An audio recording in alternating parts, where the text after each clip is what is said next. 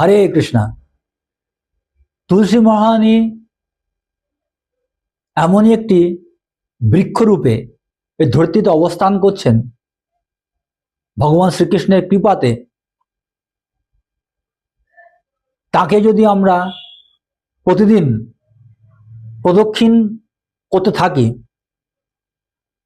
প্রতি পদক্ষেপে যখন আমরা প্রদক্ষিণ করব, প্রদক্ষিণ করার ফলে আমাদের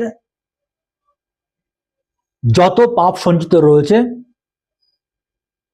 প্রতি পদক্ষেপে সকল পাপ থেকে আমরা মুক্ত হতে পারবো। এমনকি কোনো জন্মে যদি আমাদের ব্রহ্মহত্যা হয়ে থাকে অজান্তে বা জানতে, ব্রহ্মহত্যা জনিত যে সমস্ত পাপ রয়েছে সেই পাপ থেকেও আমরা মুক্ত হতে পারবো।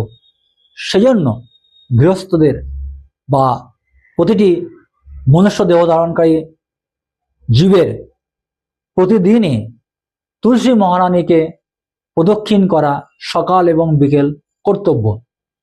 এই প্রদক্ষিণ করার জন্য যে মন্ত্রটি উচ্চারণ করতে হয় আর প্রদক্ষিণ করতে হয়, সেই মন্ত্রটি হলো জানি কানি চপা পানি ব্রহ্ম হত্যাদি কানি চ তানি তানি প্রণশ্যন্তি প্রদক্ষিণ পদে পদে। এই মন্ত্র 3 বার উচ্চারণ করতে করতে তুলসী মহারানীকে সকাল সন্ধ্যায় প্রদক্ষিণ করা কর্তব্য। হরে কৃষ্ণ।